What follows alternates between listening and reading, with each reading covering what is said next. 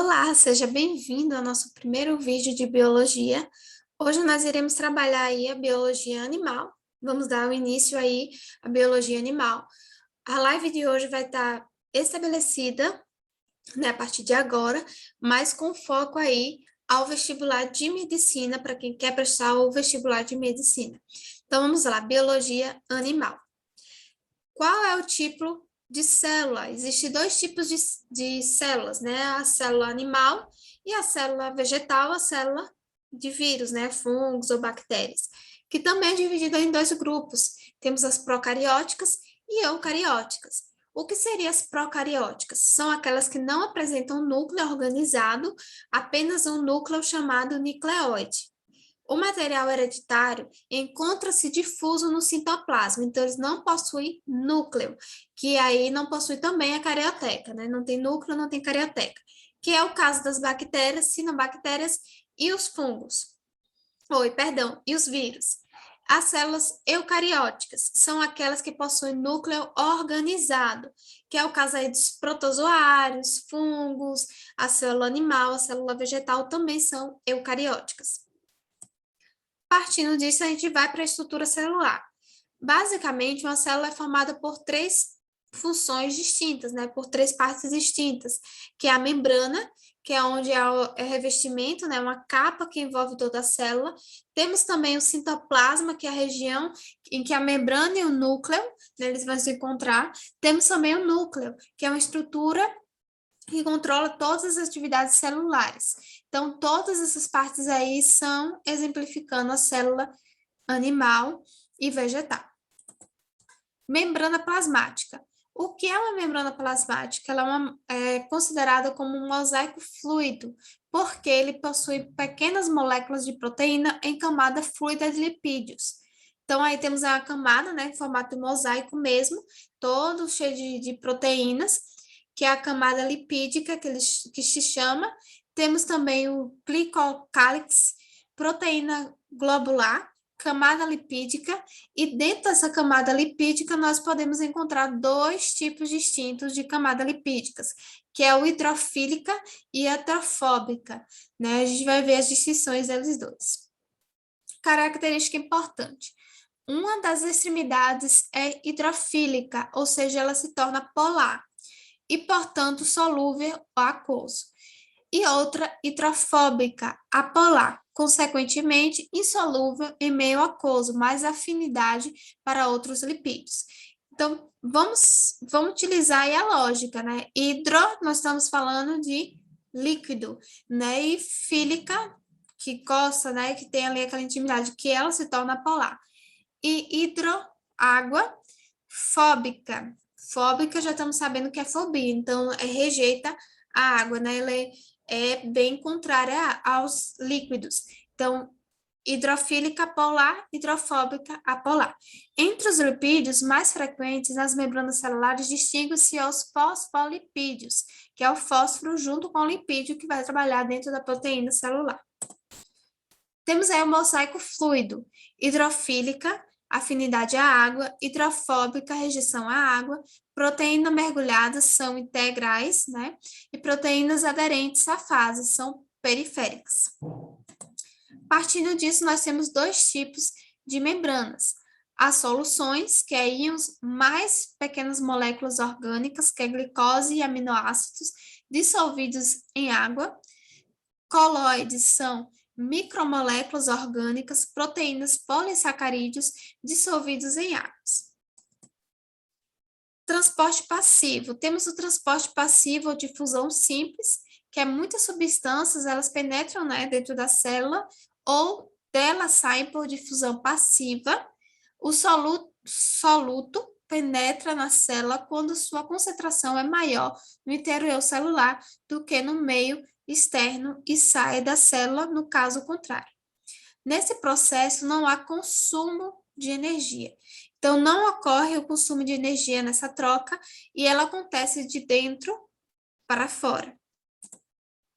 Aí um exemplo simples, né? Eles estão todos agrupados aqui dentro da célula e eles acabam saindo para fora. Transporte passivo ou difusão facilitada. Algumas substâncias, como a glicose galactose ou alguns aminoácidos têm tamanho superior, o que impede a sua passagem através dos poros. No entanto, essas substâncias passam através da matriz, por transporte passivo, contando para isso com o trabalho de uma proteína carregadora, que são as proteínas transportadoras, que é o caso de fora para dentro da proteína. E o que é a respiração celular? A gente fala bastante de respiração celular em questões. Mas o que é, enfim, a respiração celular? Dessa maneira, a célula se converte em energia de diversos compostos orgânicos. Ou seja, quando a gente come alimentos, a gente absorve energia. Essas energias através do lipídio, proteína e carboidrato. Esse armazenamento de tipo molecular de energia, ele é transformado em ATP, né, que é esse controle de energia. Então, o que seria basicamente o ADP? Ele consiste numa molécula de adenina unida a uma molécula de ribose, que se liga a 3 fosfatos. Então, é uma cadeia de adenina com ribose mais fosfato. São 3 cadeias de fosfato. Quando o organismo quer armazenar energia a longo prazo, ele o faz convertendo carboidrato em lipídio. Então, ele acaba convertendo, né, o carboidrato com o lipídio. Então, o objetivo da respiração celular é converter energia contida em compostos orgânicos, ou seja, em ADP, para esse fornecer energia para a célula. Então, é isso, essa troca que existe na respiração celular. A troca de ADP, né, que é energia, dentro da célula. Sugiro a vocês dar uma revisada um pouco mais avançado aí nesses 2 tipos de ciclos de respiração, que é o ciclo de Krebs, que é onde acontece dentro da matriz, e a cadeia respiratória, que é onde tem as cristas mitocondriais. Então, dê uma revisada, dê uma analisada novamente nessas questões, porque pode ser questão de vestibular. Eles gostam bastante de trabalhar, principalmente o ciclo de Krebs. Partindo disso, nós vamos para a evolução das espécies. O que evidencia que uma espécie foi evoluída, né? O que diz aquela espécie evoluiu, de certo modo, com o passar dos anos? Fósseis, né, por meio da paleontologia, taxonomia, por meio da organização desses indivíduos, anatomia comparada por meio da embriologia daquele indivíduo e a embriologia em si. Fósseis. Nós vamos ter evidências de fósseis, né, com mais de 10 mil anos, vai ter evidências de que aquela espécie ela evoluiu, ela sumiu, ou ela foi diminuída com o passar do tempo. Né? O ornitorrinco, ele é um animal considerado aí por alguns estudiosos, por alguns biólogos, como pré-histórico, porque ele ainda tem uma característica ainda pré-histórica, e é um animal muito misterioso por se classificar na taxonomia, né, diferentes modos distintos. Então, são ossos, né, dentro, até um dente pode ser uma característica de uma evolução, né, o dente, um animal dentro da rocha, então isso tudo é evidência de evolução. Partindo disso, nós vamos para a taxologia. O que é a taxologia? É a organização desses indivíduos. É organizar em reino, em filo, em classe, em ordem, em família, em gênero. Então, é tudo isso, é o classificar esse indivíduo para dentro do sistema, é o organizar ele dentro do sistema biológico. Partindo da taxonomia, nós vamos para os membros homólogos. O que são membros homólogos?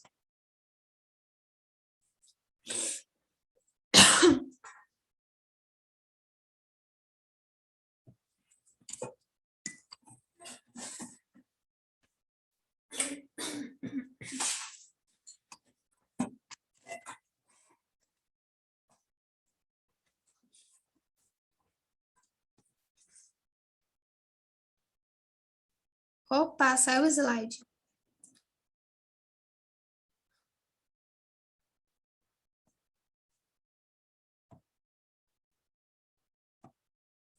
Vamos lá.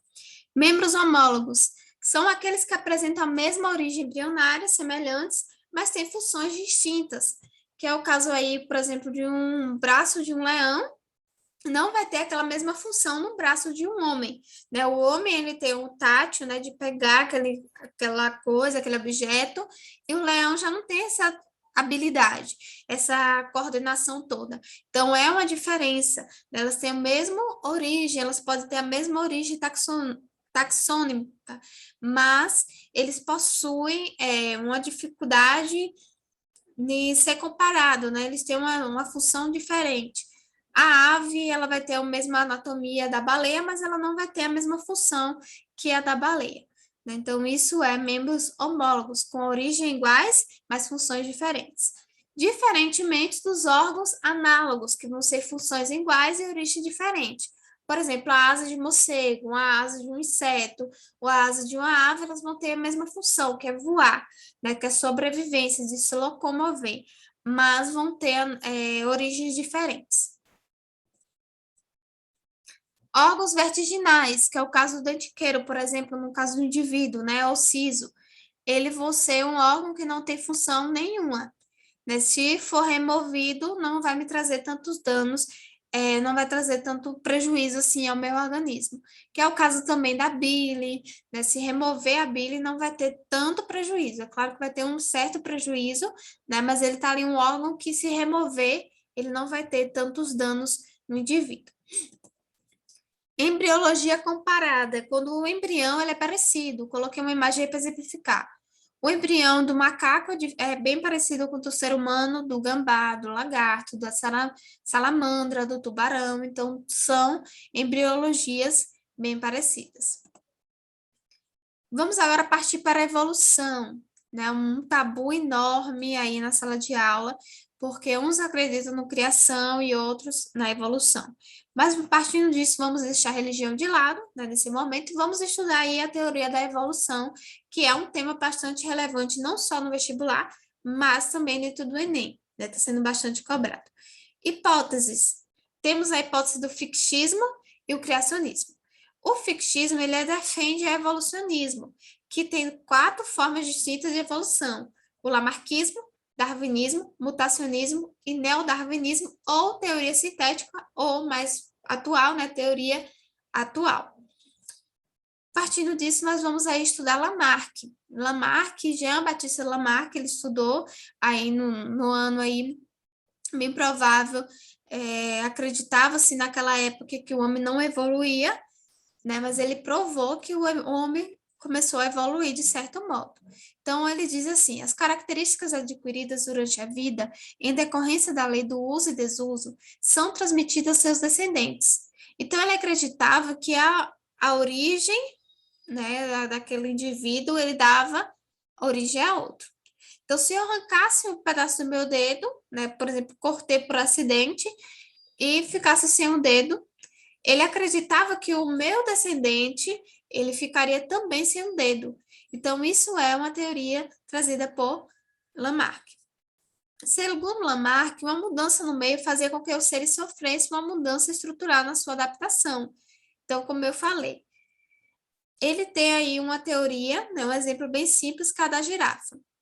A girafa vive em um lugar onde o solo é invariável, seco e sem capim. Obrigada a comer folhas e brotos no alto das árvores. Ela é forçada continuamente a se esticar para cima. Esse hábito, mantido ao longo do tempo, resultou no alongamento das pernas e do pescoço. Isso é o acreditar de Darwin, né, que já quebra essa teoria de Lamarck, que ele acreditava de que aquela região não tinha mato, não tinha nada para aquela girafa sobreviver. Então, ele acreditava que o pescoço daquela girafa ela iria crescer ao ponto de conseguir comer, se alimentar dessas árvores, que é uma ideia contrária de Darwin, né? Darwin ele já acreditava que aquele que não conseguia comer, que não conseguia subir, né, o pescoço até o alto da árvore, eles morriam e davam espaço a um novo tipo de espécie, que era aquela espécie de pescoço mais longo. Que aí, falando tanto de Darwin, nós vamos estudar agora Darwin, né? Aos 22 anos, viajou em sua fragata ao Beagle e coletou dados que auxiliaram a fórmula da teoria da seleção natural, também defendida pela sociologia. Então, cuidado com as questões de sociologia nos vestibulares, porque acaba tendo aí uma interligação com biologia. Então, a seleção natural dentro do reino animal vai ser, por exemplo, temos dois tipos de predador naquele ambiente. Quando a gente pega um predador, né, e bota dois predadores dentro do ambiente, um vai conseguir se sobressair mais do que o outro. Então, o outro acaba sendo extinto, enquanto o oposto vai continuar com a linhagem. Que é o caso aí do quando ele estudou na Ilha de Galápagos, né? Quando ele viajou para a Ilha de Galápagos, estudou lá, e ele percebeu, ele notou que existia dois tipos de pássaros. Na metade, ele dividiu a ilha em duas.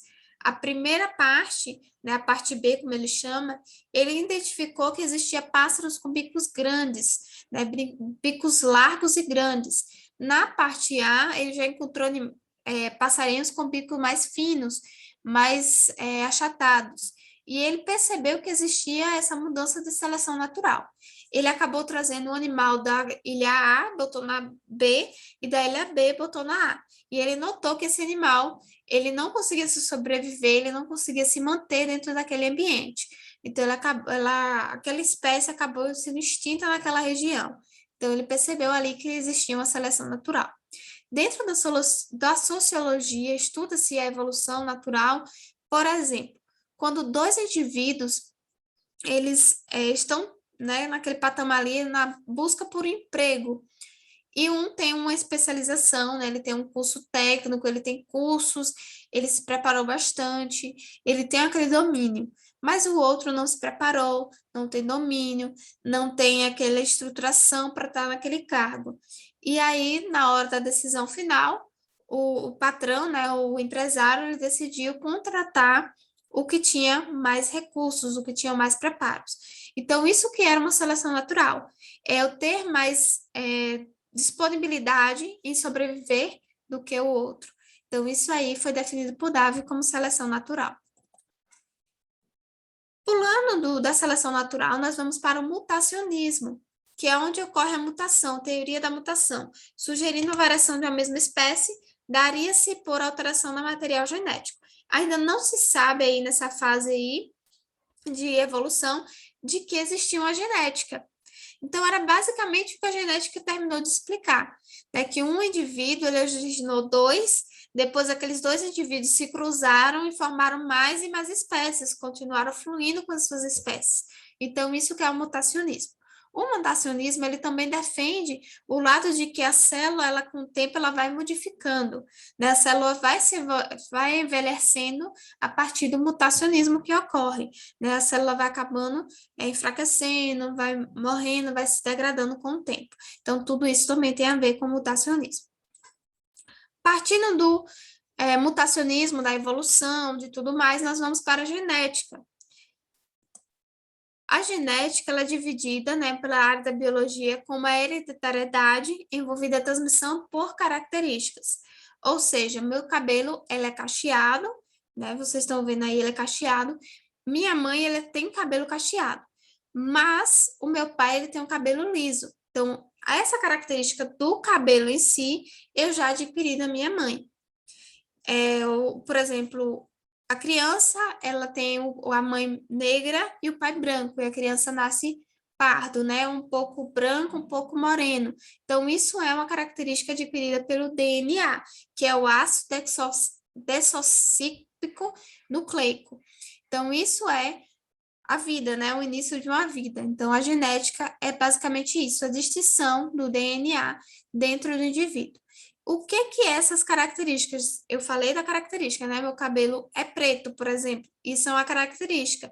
Então, isso é uma característica trazida pelo gene. O gene é quando traz uma característica, né? Os olhos castanhos é um gene que vai ser trazido também pelo DNA, o que forma o DNA. Então, por isso que a nossa digital ela é única, porque é o nosso DNA.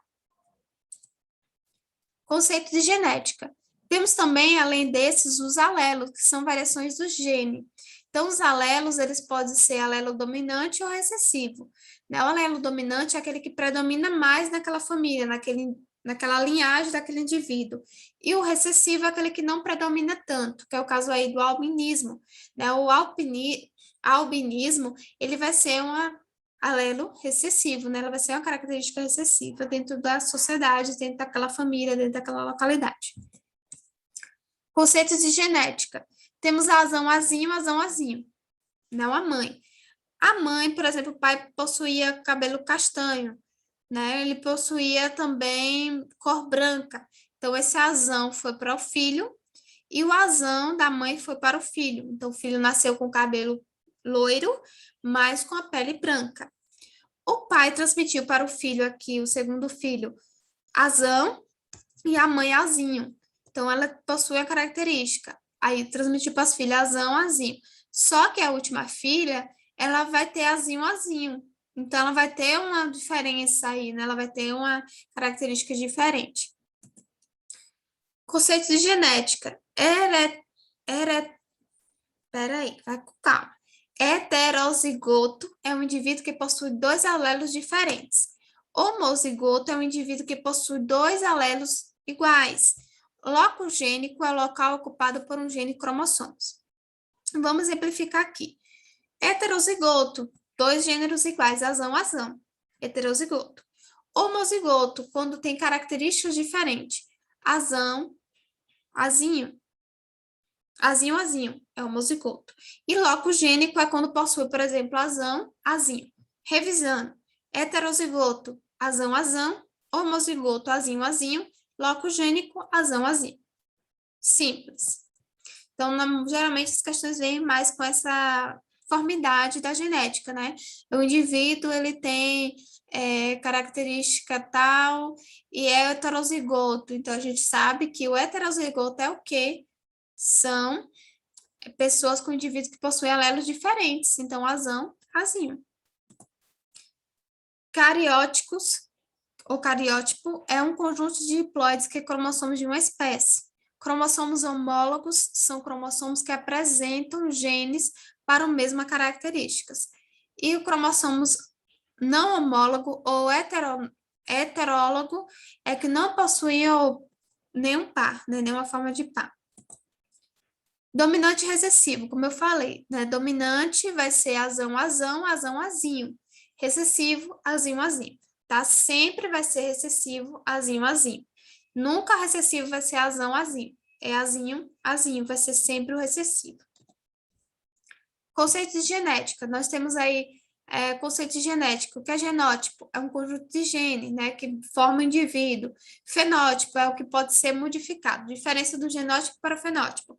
O fenótipo ele pode ser modificado, o genótipo não. Aquela característica é específica do indivíduo. O genótipo é influenciado pelo meio ambiente. Então, o genótipo aí, ele vai também sofrer uma certa alteração. Trabalho de Mendel. Então, vamos para a primeira lei de Mendel. A gente viu a evolução que teve o mutacionismo, né? A gente viu que teve aí a tentativa de descobrimento do que seria a genética. Então, o mutacionismo, ele acabou explicando, mas deixando algumas falhas, que aí vai ser exemplificada por Mendel. Mendel, ele foi um monge, né, que estudava as plantas em si, e ele acabou cruzando uma espécie de ervilha, que é o piso sativum, que é um tipo de ervilha que ele é de vasto cultivo, ele cultivava ali no mosteiro, que eram de gerações curtas, né? Então não crescia muito, e ele tem bastante variedades, né? E são variedades bem definidas, tem a roxa, a branca, tem a rosa, então vai ser bem definidas suas variedades. Então ele tem 7 características com traços bem marcantes, né? Que é a linhagem pura, que se torna homozigota, e a fecundação cruzada. Então, ele acabou cruzando as duas plantas de forma manual, né? Ele foi estudando de forma manual, cruzando planta por planta, e assim ele conseguiu trazer o que nós chamamos hoje de genética. Partindo disso, ele trabalho de Mendel, ele colocou no experimento, né? Ele fez o experimento com 2 tipos de plantas distintas e foi esse o resultado. Dominante, a ervilha lisa, a ervilha amarela, a cor da flor era púrpura, a forma da vagem era inflada, cor da vagem era verde, e também posição da flor era axial e a altura da planta era bem alta. Já as recessivas, que não tinham tanto, a forma da semente era enrugada, a cor da semente era verde, a cor da planta era branca, a forma da vagem era comprimida, cor da vagem era amarela, posição da flor era terminal e a planta era pequena, né? Era anã, era bem pequenininha. Então, essa foi uma característica que ele foi buscando, né, a partir de cruzamentos de plantas em plantas. Temos aí um exemplo simples de aplicação da primeira lei de Mendel, quadrados de Punnett, né? Temos a primeira parte aí que é a geração P, a geração P é os pais, né? Temos aí os gametas, geração 1 e geração 2. No cruzamento aqui, ele descobriu, né? Ele pegou uma chinchila com um coelho albino e ele cruzou. A chinchila era dominante, azão, azão. E a albino, ele é recessivo, azinho, azinho.